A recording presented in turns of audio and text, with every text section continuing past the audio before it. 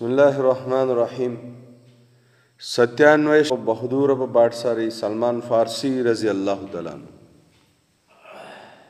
దీన్నే తిరిగి గూటికి అంటారు, అంటే ఘర్ వాప్సీ. ఇస్లాం స్వీకరించిన వారు ఏదో కొత్త మతంలోకి వెళ్ళిపోయిన వారు కాదు, తిరిగి తమ యొక్క గూటికి, తమ ఇంటికి వచ్చిన వారు అన్నమాట.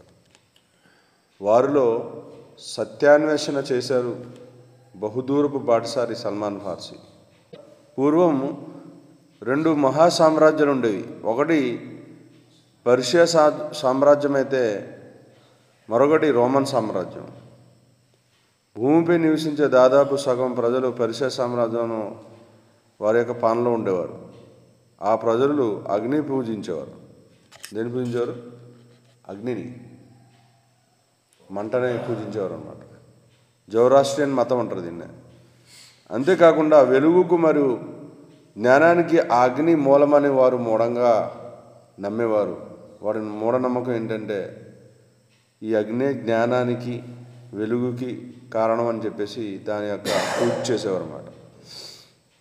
రాజ్యంలో అగ్ని దేవాలయాన్ని నిర్మించి వాటిని నిర్వహించడానికి అధిక మొత్తంలో డబ్బు ఖర్చు పెట్టేవారు. ఈ గుళ్ళు, అగ్నిని పూజించే గుళ్ళు కట్టడానికి చాలా డబ్బులు ఖర్చు పెట్టేవారు. మిగతా సగం ప్రజలు రోమన్ సామ్రాజ్యం పాలించేవారు. సగం సామ్రాజ్యం ఏమో పెర్షియా, అంటే అగ్నిని పూజించేవారు. సగం సామ్రాజ్యం రోమన్ సామ్రాజ్యం. వీరు క్రైస్తవ మత ధర్మానికి అనుసరించేవారు. ప్రస్తుత ఇరాన్లోని ఉన్న ఇస్ఫహాన్ ప్రాంతంలో జయ్యన్ అనే ఊరు ఉండేది. ఆ ఊరిని పరిపాలించే అధికారి యొక్క ఏకైక కుమారుడు సల్మాన్ అల్ ఫార్సీ, ఆ ఊరి యొక్క గవర్నర్ అన్నమాట. ఆయన కుమారుడే సల్మాన్ ఫార్సీ రజియల్లాహు తఆలా. ఈ బాలుడు తనను ఎంతగానో ప్రేమించే తన తండ్రి సంరక్షణలో చాలా ఆహ్లాదకరమైన, కష్టాలు లేని జీవితాన్ని జీవిస్తున్నాడు. తన కుమారుడికి ఎక్కడ కోల్పోతామోనేమోనని భయంతో సల్మాన్ని కంటికి రెప్పలా చూసుకునేవాడు ఆ తండ్రి. అల్లాహ్ యొక్క సృష్టిలో ఆ తండ్రికి అత్యంత ప్రియమైన వాడు అతని కుమారుడే, అతని కొడుకంటే చాలా అల్లారు ముద్దుగా పెంచుతున్నాడు. ఒక ఆడపిల్లను ఇంట్లో ఉంచి పెంచినట్లు తన కుమారుణ్ణి ఆయన పెంచాడు. ఆయన ధనవంతుడు, అల్లారు ముద్దుగా పెరిగిన సల్మాన్ రజియల్లాహు తఆలా గారిలో చెడు లక్షణాలు రాలేదు. అల్లారు ముద్దుగా పెంచితే కొంతమందికి చెడు లక్షణాలు వచ్చేస్తాయి, కానీ ఈ అబ్బాయిలో చెడు లక్షణాలు చిన్నప్పటి నుంచి లేవు. ఆ బాలుడు పెరిగాక అతని తండ్రి అగ్ని దేవాలయంలో సేవ కొరకు తన కుమారుణ్ణి ఆదేశించి జోరాస్ట్రియన్ మత ఆచారాలను నేర్చుకోమన్నాడు. కాబట్టే ఆ యువకుడు ఇప్పుడు యవ్వనంలోకి వస్తారన్నమాట. రోజులో ఎక్కువ భాగము దేవాలయంలో గడుపుతూ గుడిలో అగ్ని సంరక్షణ బాధ్యతను నిర్వహించే స్థాయికి చేరుకున్నాడు. అది అగ్ని ఆరిపోకుండా ఉండాలన్నమాట, అలా చూసుకోవాలి ఆ గుడిలో. సో అవన్నీ కిటుకులన్నీ నేర్చుకున్నాడు ఆయన.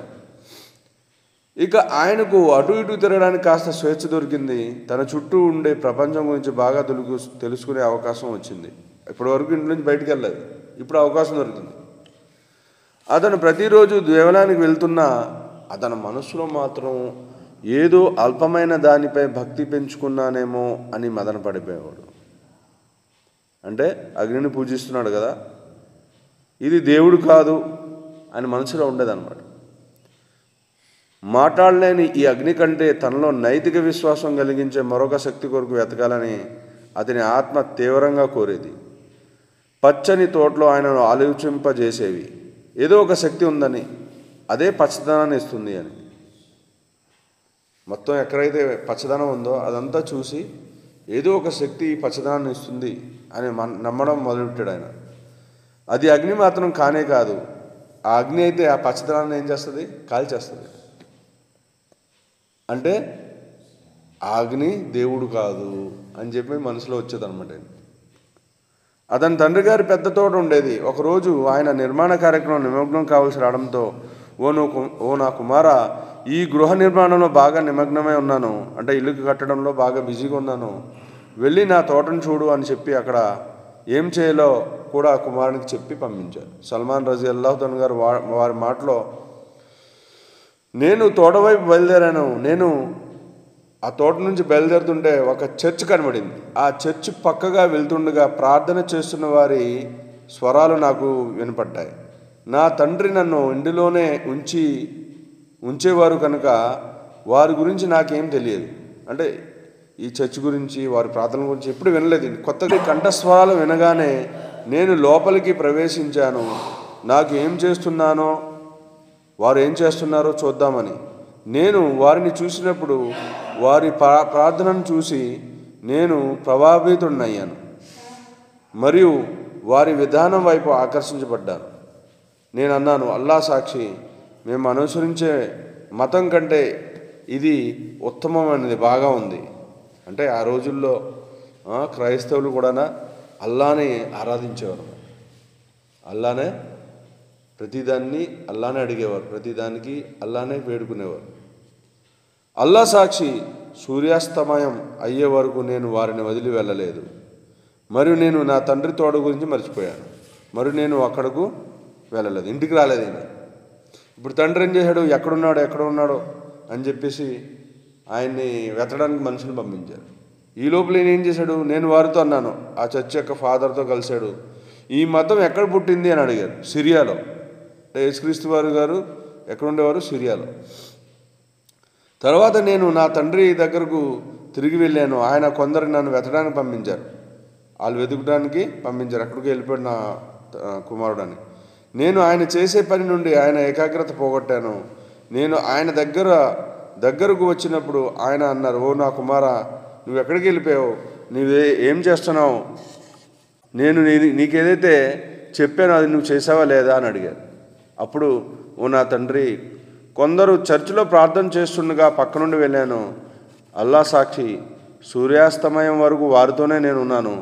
ఆయన చెప్పారు, ఓ నా కుమారా, ఆ మతంలో మంచి ఏమీ లేదు. నీ మతం మరియు నీ పూర్వీకుల మతం దానికంటే ఉత్తమైంది. ఏమన్నారు, నువ్వు పూజిస్తున్నది ఆ మతంలోకి ఎందుకు వెళ్ళావు? మనదే మంచి, మన పూర్వీకుల నుంచి వస్తుంది. సూర్యుడిని అంటే వెలుగుని, అగ్నిని పూజించడం. ఆయన అన్నాడు దానికి, లేదు అల్లా సాక్షి, అది మన మతం కంటే ఉత్తమమైంది. కుమారుని నిర్ణయాన్ని తెలుసుకున్న తండ్రి తన కుమారుడు శాశ్వతంగా కోల్పోతానని భయం కలిగింది. కుమారుని సత్యాన్వేషణ తనకు తన బిడ్డకు దూరం చేస్తుందని తెలుసుకున్నాడు. అందుకే అంతకుముందే తాను చనిపోతే బాగుంటుంది అని ఆవేదన పొందాడు. తన కుమారుని కాళ్ళకు గొలుసులు కట్టేశాడు. ఒంటరిగా ఒక గదిలో బంధించాడు. ఎక్కడికి వెళ్లకుండా, నేను వదిలేస్తే ఇంకా దారి తప్పిపోతాడని చెప్పేసి బంధించారన్నమాట. ఆ అందమైన గోడలు మరియు మూసివేసిన తలుపుల మధ్య సల్మాన్ రజియల్లాహు అన్హు చాలా రోజులు గడిపారు. చర్చిలో మతబోధకుడు క్రైస్తవత్వ నియమాలను వివరించి చెప్పి ఉన్నారు. అతని మాటలు సల్మాన్ మనస్సును తాకాయి. అయినప్పటికీ ఆ మతబోధకుడు ప్రజలు క్రైస్తవ నియమాలను మార్చేశారని, అప్పటికే క్రైస్తవంలో చాలా నియమాలు మారిపోయాయని, ఒకవేళ నిజమైన నియమాలను తెలుసుకోవాలంటే మరియు వాటిని అనుసరించాలంటే ఆసక్తి ఉంటే సిరియా దేశానికి వెళ్ళి సల్మాన్ గారికి సలహా ఇచ్చాడు. సిరియా దేశంలో ఒక పెద్ద గురుగారు ఉన్నారు, క్రైస్తవ గురుగారు, ఆయన దగ్గర నేర్చుకో, నాకన్నా పెద్ద విద్య ఉంది అని చెప్పారు. నేను క్రైస్తవులకు కబురు పంపాను, ఎవరైనా క్రైస్తవ వ్యాపారులు సిరియా నుండి వచ్చి ఉంటే వారి గురించి నాకు తెలపమని. కొందరు క్రైస్తవ వ్యాపారులు వచ్చారు. ఆ సమాచారం సల్మాన్ గారికి అందజేయబడింది. నేను వారితో అన్నాను, వారు తమ వ్యాపారాన్ని ముగించుకుని వారి దేశాన్ని తిరిగి వెళ్ళేటప్పుడు దాని గురించి నాకు తెలపండి. వారు అలాగే చేశారు. నేను నా కాళ్ళకున్న ఇనుప సంఖ్యలను విసిరివేసి వారితో బయలుదేరాను. ఇప్పుడు ఇంటి నుంచి పారిపోయాడు. ఎక్కడికి వెళ్తున్నాడు? సిరియా దేశం వెళ్తున్నాడు. ఫస్ట్ టైం జౌరాస్ట్రియన్ మతం అంటే అగ్నిని పూజించే వారి యొక్క ఇంట్లో పుట్టాడు ఆయన. ఆ తర్వాత క్రైస్తవాన్ని స్వీకరించారు. ఇప్పుడు పెద్ద పెద్ద పాద్రీలు ఉంటారు కదా, వాళ్ళ దగ్గర విద్యను నేర్చుకున్నాడు ఆయన. నేర్చుకోవడానికి ఫస్ట్ ఒక ఆయన దగ్గరికి వెళ్తే ఆయన రెండో ఆయన దగ్గరికి వెళ్ళమన్నాడు. సిరియా ప్రయాణం. సిరియా చేరగానే ఆయన ఒక కొత్త ప్రపంచాన్ని మరియు కొత్త ముఖాలను చూశారు. ఒక క్షణం కూడా ఆలస్యం చేయలేదు. కొత్త ధర్మం గురించి తెలిసే వ్యక్తి గురించి అక్కడ వారిని అడిగారు. ఆయన, మీ మతంలో ఉన్నతుడు ఎవరు అంటే వారు బిషప్ అని చెప్పారు. క్రైస్తవుల్లో హైయెస్ట్ ర్యాంక్ బిషప్ అన్నమాట. ఆ చర్చ్ యొక్క వివరాలను కూడా చెప్పారు. ఆయన ఆ బిషప్ గారి దగ్గరికి వెళ్ళారు. నేను ఈ మతాన్ని ఇష్టపడుతున్నాను, మరియు మీతో ఉండాలనుకుంటున్నాను, మీ చర్చిలో మీ సేవ చేయాలనుకుంటున్నాను, మరి మీ దగ్గర నేర్చుకుని మీతో పాటు ప్రార్థన చేయాలనుకుంటున్నాను, మీ దగ్గరే ఉండి నేను నేర్చుకోవాలనుకుంటున్నాను అని చెప్పాడు. అయితే ఆయన లోపలికి రమ్మన్నాడు. సల్మాన్ గారు ఆయనతో పాటు లోపలికి వెళ్ళారు.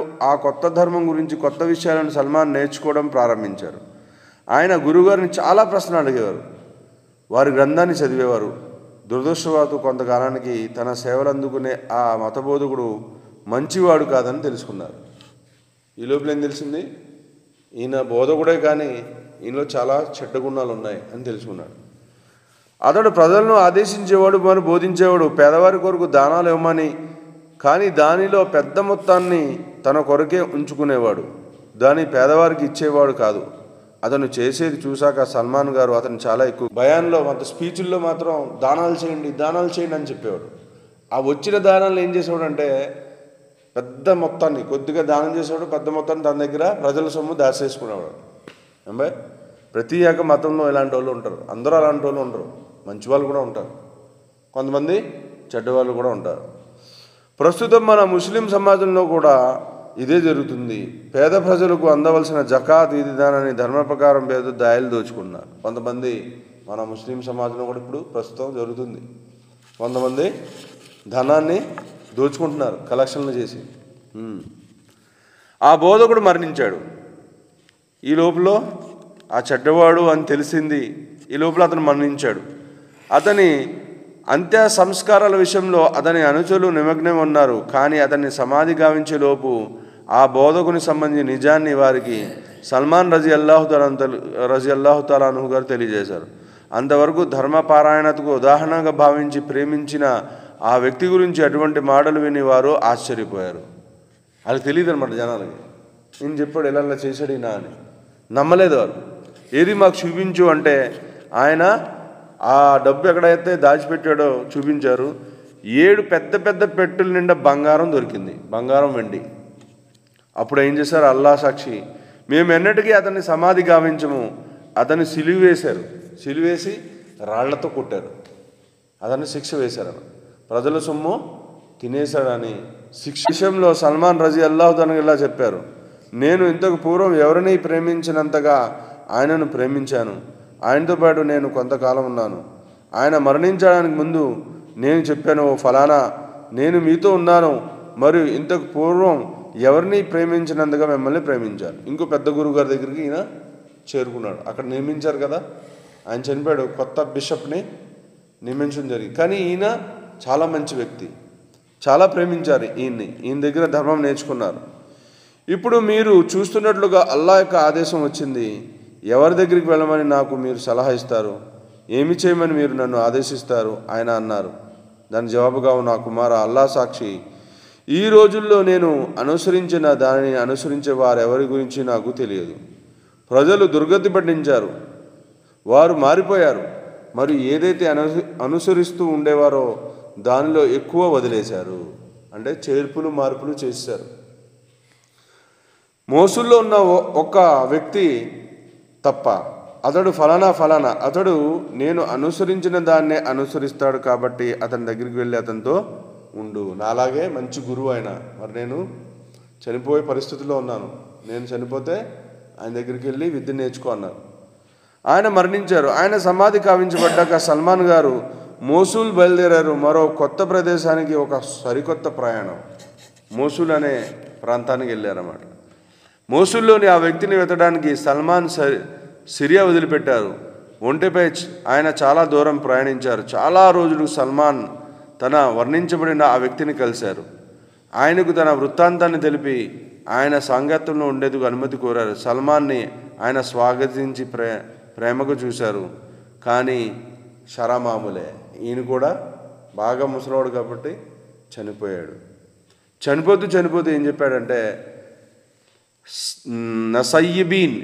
నసయ్యబీన్లో ఉండే మరో వ్యక్తి గురించి సల్మాన్ చెప్పారు.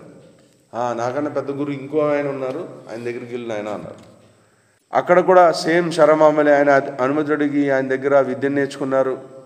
ఆయన ఈ సల్మాన్ రజియల్లాహు తఆలా గారిని కౌగిలించుకుని నీవు నా శిష్యుడివి, నువ్వు నా స్నేహితుడు అని చాలా ప్రేమతో ఆయన చూసుకున్నారు. ఆయన కూడా ఒక రోజు జబ్బుపడ్డారు. మూడోసారి మరలా ఒంటరి వాడిని అవుతున్నాననే భావన సల్మాన్ రజియల్లాహు తఆలా కలిగింది. అప్పుడు గురుగారు ఏమన్నారంటే, అమూరియా అనే ప్రాంతంలో ఒక గురుగారు ఉన్నారు, అక్కడ నువ్వు వెళ్ళు అని సలహా ఇచ్చారు. ఆ తర్వాత ఈయన కూడా చనిపోయాడు.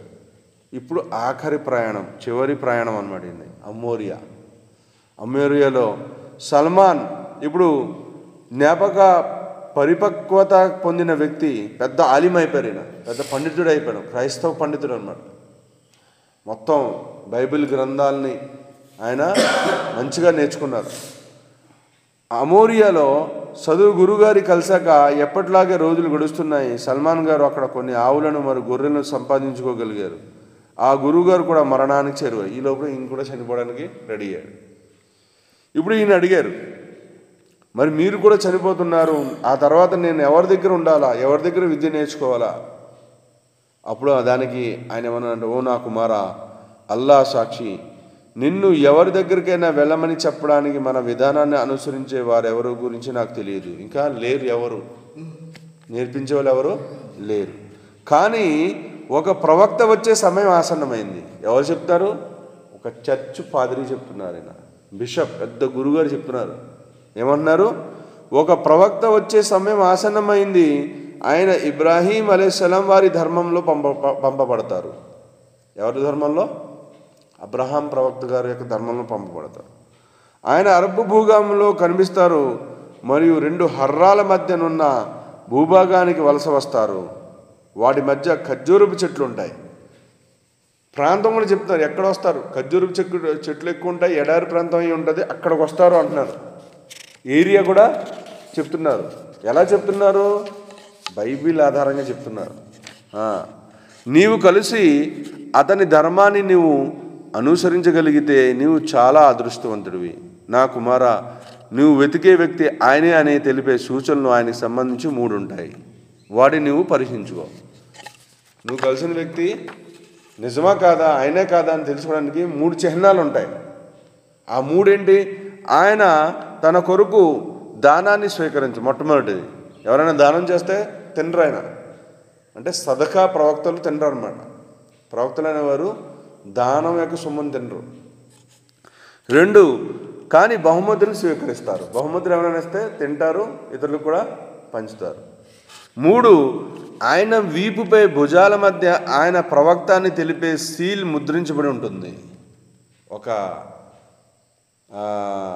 కోడిగుడ్డి ఆకారంలో ఉన్న ఒక ముద్ర వెనకాల వీపు మీద ప్రతి ప్రవక్తకు కూడా ఈ ముద్ర ఉంటుంది అన్నమాట. ఆ ముద్ర ఆయన వీపు మీద ఉంటుంది. ఈ 3 నువ్వు తీసుకున్నావంటే ఆయనే చిట్ట చివరి ప్రవక్త.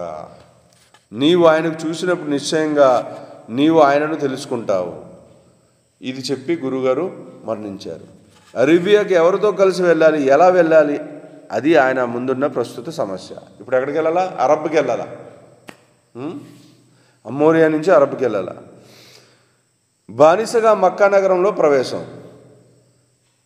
కల్బు తెగకు చెందిన ఒక వర్తక బిడారం మక్కాకు వెళ్తుందని తెలుసుకుని తన ఆవుల్ని గొర్రెల్ని తీసుకుని తన అరబ్ భూభాగానికి వారిని తీసుకెళ్ళమని సల్మాన్ని అడిగారు. వారు సరేనన్నారు. అయితే వారి అల్ ఖురాకు చేరుకున్నాక వారు సల్మాన్ గారిపై దౌర్జన్యం చేసి ఆయనను మక్కాలోని ఒక యువుడికి బానిసగా అమ్మేశారు. ఏకంగా ఏం చేశారు? ఈయన ఆవులు లాగేసుకున్నారు. మక్కాకి వెళ్దామని ఒక విడారంతో వెళ్ళారు, ఒక తెగతోటి. వీళ్ళ ఆవుల్ని లాగేసుకున్నారు, వీళ్ళ మేకలను లాగేసుకున్నారు. పైగా ఏం చేశారు? ఆ రోజుల్లో మనుషులు అమ్మేసేవారు అన్నమాట. ఒక యువకుడికి ఎంత డబ్బు కానీ అమ్మేశారు, డబ్బుకు ఆశపడి. అక్కడ విస్తారంగా ఖర్జూరు చెట్లు ఉన్నాయి. బానిసత్వంలో ఉన్నప్పటికీ తన బోధకుడు వర్ణించిన ప్రదేశం ఇదే కావచ్చని అక్కడ ప్రవక్త సల్లల్లాహు అలైహి వసల్లం గారు వలస వస్తారని ఆశతో ఉన్నారు. ఎడారి ప్రాంతంగా అయితే వచ్చారు, ఇదే కరెక్ట్. గురుగారు చెప్పారు కదా, ఎడారి ప్రాంతంలోకి వచ్చారు, ఇక్కడే ప్రవక్త గారు వస్తారు. ఆశతోనే చాలా సంవత్సరాలు బానిసత్వంలో ఉండిపోయారు. కానీ ఆయన కష్టాలకు తోడు తన గురుగారు వర్ణించిన ప్రదేశం అది కాదని తెలుసుకున్నాక చాలా నిరుత్సాహపడ్డారు. అంటే మక్కాలో ఉన్నారన్నమాట. ప్రవక్త గారు ఎక్కడ వస్తారు? మదీనా వలస వస్తారని చెప్పారు కదా, అంటే ఒక వలస వస్తారు ఒక ఏరియాకి. అప్పుడు తెలిసింది మదీనాలో వస్తారని తెలిసింది. అందుకని చాలా బాధపడ్డారు. ఆ రోజు యస్రిబ్ మదీనా నుండి బను ఖురైజ్ తెగకు చెందిన ఒకడు తన యజమాని దగ్గరికి వచ్చాడు. సల్మాన్ గారిని తనకు అమ్మేయమని తన యజమాని అడిగాడు. సల్మాన్ గారు మరలా అమ్మబడ్డారు. ఇప్పుడు ఏంటి, మళ్ళా చేతులు మారారు. మక్కా నుంచి మదీనాకి వెళ్ళారు. ఒకడు మదీనా నుంచి వచ్చి ఆయన కొనుక్కుని తీసుకెళ్ళిపోయాడు. అంటే ప్రవక్త గారు ఎక్కడైతే ఏరియాలో వస్తారో కరెక్ట్గా ఆ ఏరియాకి చేరుకున్నారు. ఆ కొత్త యజమాని సల్మాన్ గారిని యస్రిబ్కు తీసుకెళ్ళాడు. అప్పుడు మదీనా పేరు యస్రిబ్. మదీనాలో విస్తారంగా ఉన్న ఖర్జూరపు చెట్లను సల్మాన్ చూశారు. ఈ సందర్భంగా సల్మాన్ వారు ఇలా అన్నారు, అల్లా సాక్షి, నేను అది చూడగానే నా గురువుగారు వర్ణించిన భూభాగం ఇదేనని గుర్తించాను. తెలిసిపోయింది, కరెక్ట్గా వచ్చాను, గురుగారు చెప్పారు. సహీ బుఖారీలోని ఓ ఉల్లేఖనం ప్రకారం, సహీ బుఖారీ అనే గ్రంథం ఉంది, హదీస్ గ్రంథం. దాంట్లో సల్మాన్ రజియల్లాహు అన్హు గారు 10 సార్లు కంటే ఎక్కువగా ఒకరి నుండి ఒకరికి బానిసగా మూడపడ్డారు. చేతులు మారుతూ ఉన్నారు. ప్రవక్త గారిని నెతుక్కుంటూ 10 మంది చేతులు మారారు. అల్లా ఆయన యొక్క సందేశహరుడిని పంపారు. ఆయన ఎంతకాలం మక్కాలో ఉన్నారో అంతకాలం నేను మదీనాలో ఉన్నాను. నేను ఆయన గురించి ఏ విషయం వినలేదు, ఎందుకంటే బానిసగా ఎప్పుడూ పనిలో నిమగ్నమై ఉండేవాడిని. తర్వాత ఆయన మదీనాకు వలస వచ్చారు. అల్లా సాక్షి, నేను నా యజమాని చెందిన ఖర్జూరపు చెట్టుపై భాగాన పనిచేస్తున్నాను. మరి మా యజమాని చెట్టు కింద కూర్చుని ఉన్నాడు. తర్వాత ఆయన బంధువు వచ్చి అతని ప్రక్కగా నిల్చుని చెప్పాడు, బను ఖైలాను మదీనా వాసులు అల్లా చంపుగాక, అల్లా సాక్షి, అప్పుడే వారు ఖూబా దగ్గర పోగవుతున్నారు. ఈరోజు మక్కా నుండి వచ్చే వ్యక్తి స్వాగతం పలడానికి మరి వారు చెబుతున్నారు ఆయన ఒక ప్రవక్త అని. ఇలా మాట్లాడుకుంటున్నారన్నమాట. ఎవరో ఒకడు ప్రవక్త అంట వస్తున్నారంట, వీడికి బుద్ధి లేదు అని చెప్పి తిట్టుకున్నాడు ఒక మనిషి. ఈ మాటలు ఈయన విన్నాడు. అది వినగానే నాలో కంపన మొదలైంది, వెంటనే వణుకు మొదలైంది. ఎన్నో సంవత్సరాలుగా వెయిట్ చేస్తున్నారు. అది ఎంత ఎక్కువగా అంటే నేను నా యజమానిపై పడిపోతానో అనుకున్నాను. నేను చెట్టు దిగి అతన్ని అడిగాను, మీరేం చెప్తున్నారు అని అడిగాను. నా యజమాని కోపించి తన పిడికిలతో గుద్ది చెప్పాడు. వెంటనే ఏం చెప్తాను, బానిసవు నీకెందుకురా అని చెప్పి ఒక గుద్దాడు ఆయన. దీంతో నీకేంటి పని, వెళ్ళి నీ పని చూసుకో నేను అన్నాను. ఏమీ లేదు, ఆయన ఏం చెప్తున్నారో తెలుసుకుందాం అనుకున్నాను. కొత్త ప్రవక్త గురించి ఆ రబ్బీ చెప్పిన మాటల గురించి ఆ రోజంతా ఆలోచిస్తూ గడిపాను. ఆ ప్రవక్త సల్లల్లాహు అలైహి వసల్లం వారిని ఎలాగైనా కలిసి క్రైస్తవ బోధకుడు ఆ బిషప్ గారు గురుగారు చెప్పిన ఆ 3 సూచనలు పరీక్షించాలి. ఇప్పుడు ప్రవక్త గారిని కలిశారు. ఈ 3 చెప్పారు కదా, దానం స్వీకరించారు, బహుమతుల్ని స్వీకరిస్తారు, ఆయన వీపు మీద సీల్ ఉంటుంది. తొలి దర్శనం, ఫస్ట్ కలయిక అన్నమాట. సల్మాన్ గారు సూర్యుడు అస్తమించే వరకు నిరీక్షించారు. ఆయన కొన్ని ఖర్జూరాలు తీసుకుని కూబా దగ్గర ప్రవక్త సల్లల్లాహు అలైహి వసల్లం వారిని కలుసుకున్నారు. ప్రవక్త సల్లల్లాహు అలైహి వసల్లం వారు కొందరు శిష్యులతో అక్కడ కూర్చుని ఉన్నారు. సల్మాన్ గారు వారికి అభివాదం చేసి చెప్పారు, నేను విన్నాను మీరు పారాయణుడు అయిన వ్యక్తి అని, మరియు మీ సహచరులు కొత్తవారని, మరియు అవసరంలో ఉన్నారని. నేను కలిగిన ఈ కొంచెం దానంగా ఇస్తున్నాను. మరియు ఎవరికంటే కూడా మీరు దీని అవసరం ఎక్కువ ఉందో అని అనుకుంటున్నాను అన్నారు. ఏమన్నారు, ఖర్జూరాలు తీసుకొచ్చి ఇచ్చారు. ఆ ఖర్జూరాలు తీసుకున్న మహాప్రవక్త సల్లల్లాహు అలైహి వసల్లం గారు ఏం చేశారు, ఆ ఖర్జూరాలు తీసుకుని వెంటనే శిష్యులకి పంచిపెట్టేశారు. తినలేదు. ఒకటి పూర్తయింది. రెండో రోజు మళ్ళీ వచ్చారు. వచ్చి ఏం చేశారు, మళ్ళీ ఖర్జూరాలు తెచ్చారు. ఖర్జూరాలు తెచ్చి ఇది నాది గిఫ్ట్, మీకు బహుమానం అని చెప్పారు. ప్రవక్త సల్లల్లాహు అలైహి వసల్లం గారు దాన్ని వెంటనే తిన్నారు. తిని సహాబాలు కూడా పంచిపెట్టాడు. ఈ 2 పూర్తి అయిపోయింది. ఇంకా మూడోది ఉంది. కానీ 3వ సూచన ఇంకా మిగిలే ఉంది. కొన్నాళ్ళకి ఆయన మరలా ప్రవక్త సల్లల్లాహు అలైహి వసల్లం దగ్గరికి వచ్చారు. ఆయన బఖీ శ్మశాన వాటి దగ్గర ఒకరి జనాజా నిమిత్తం హాజరై ఉన్నారు. మహాప్రవక్త సల్లల్లాహు అలైహి వసల్లం గారు ఒక జనాజా, ఎవరో చనిపోతే ముస్లిం వ్యక్తి నమాజ్ చదివించడానికి అక్కడ ఉన్నారన్నమాట. ఆయన 2 వస్త్రాలను ధరించి సహచరుల మధ్యలో కూర్చుని ఉన్నారు. సల్మాన్కు ఆయనకు సలాం చెప్పి ఆయన వెనక్కు కదిలారు. తన గురుగారు వర్ణించిన సీల్ ఆయన వెయ్యిపై చూడడానికి ప్రయత్నిస్తున్నారు. ఈ సీల్ చూడడానికి ఇలా ప్రయత్నిస్తున్నారన్నమాట. ఈ లోపల ప్రవక్త గారు గమనించారు ఆయన. అల్లా యొక్క సందేశహరులు సల్లల్లాహు అలైహి వసల్లం గారు సల్మాన్ గారు వెనక్కు వెళ్ళడం చూసి సీల్ను ధ్రువపరుచుకోవడానికి ప్రయత్నిస్తున్నారని తెలుసుకున్నారు. అకస్మాత్తుగా భుజాల పైన ఉన్న వస్త్రాన్ని ఆయన కిందకి జారవేశాడు. తెలిసి ఏం చేశారు ప్రవక్త గారు, ఆయన సీల్ చూడడానికి ప్రయత్నిస్తున్నాడని చెప్పేసి ఇలా కొద్దిగా జారవిరిచాడు అనమాట, ఆయన కనిపించేలా. నేను ఆ గుర్తుని చూసి గుర్తుపెట్టాను, నేను ఆయన కౌగిలించుకున్నాను, ఆ సీల్ని ముద్దు పెట్టుకుని విలిపించుకున్నాను. 1-2 కాదు, ఎన్నో సంవత్సరాల సుదీర్ఘ అన్వేషణ, ఎన్నో సంవత్సరాల నుంచి ఎదుగుతున్నారు. ఆ సీలు కనబడగానే ఏడవడం మొదలెట్టారు. అతి సుకుమారంగా పెంచుకున్న తన తండ్రి ప్రేమను, ఐశ్వర్యాన్ని అన్నీ వదులుకుని సత్యం కోసం ఎన్నో కష్టాలు పడ్డారు. ఆయన కష్టం ఊరుకునే పోతుందా? అనంత కరుణామయుడు అపార కృపాసుడైన అల్లా ఇటువంటి తన దాసుని ఊరికినే ఎలా వదులుతారు? అనుగ్రహ వర్షాన్ని కురిపించారు. ప్రవక్త సల్లల్లాహు అలైహి వసల్లం వారు ఆయనను ఇటు తిరగమని చెప్పారు. ఆయన మహాప్రవక్త సల్లల్లాహు అలైహి వసల్లం వైపు తిరిగి తన కథనంతా కూడా చెప్పారు. ముహమ్మద్ సల్లల్లాహు అలైహి వసల్లం గారు తన శిష్యులు కూడా అది వినాలన్నారు. మీ కారుగుజారి మీతో ఇప్పటి వరకు మీ ప్రయాణం గురించి చెప్పండి అని చెప్పి శిష్యులకు వినిపించారు. సల్మాన్ రజియల్లాహు తఆలా గారు ప్రవక్త సల్లల్లాహు అలైహి వసల్లం వారికి మరియు ఆయన అనుచరులకి తన సుదూర ప్రయాణం గురించి చెప్పారు. ఆయన ప్రవక్త సల్లల్లాహు అలైహి వసల్లం గారిని సమీపించి ఆయనతో చెప్పారు, ఇస్లాంను తన ధర్మంగా స్వీకరించాను. మబా అనే అతని పూర్వపు పేరును సల్మాన్ ఫార్సీ రజియల్లాహు తఆలా అన్హు గారుగా ప్రవక్త సల్లల్లాహు అలైహి వసల్లం గారు మార్చారు. మబా అని ఉండేది పేరు, ఆయన పేరు. అప్పుడు ప్రవక్త గారు ప్రేమతో ఏం పెట్టారు? సల్మాన్ ఫార్సీ అని. ఇప్పటి వరకు సల్మాన్ గారు ఆ 3 సూచనల గురించి ఎవరితోనూ ప్రస్తావించలేదు. కానీ మహాప్రవక్త సల్లల్లాహు అలైహి వసల్లం వారికి ఆయన 3వ సూచన గురించి వెతుకుతున్నారని తెలిసిపోయింది. అంటే ప్రవక్త సల్లల్లాహు అలైహి వసల్లం గారికి సల్మాన్ గురించి అప్పటికే అల్లా తాలా వహీ ద్వారా, దైవద్వాణి ద్వారా, అంటే గాబ్రియల్ దూత ద్వారా ఆయన అల్లాహ్ సుబ్హానహు వ తఆలా ఆయనకి ఈయన సీల్ గురించి వెతుకుతున్నారని తెలిపచ్చారు. అయితే అంత మహాప్రస్థానం అన్నమాట.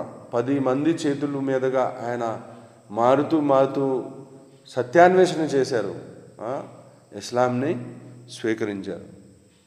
అందుకనే మనం కూడా ఇస్లాంని స్వీకరించాం కాబట్టి దీన్ని మనం దృఢంగా పట్టుకుని మనం తుదిశ్వాస వరకు మనం విశ్వాసం మీద మనకు చావు రావాలని మనం దువా చేసుకుంటూ ఉండాలి. అల్లాహ్ సుబ్హానహు వ తఆలా మనందరికీ ఆచరించి మహాభాగ్యం ప్రసాదించుగాక. ఆమీన్.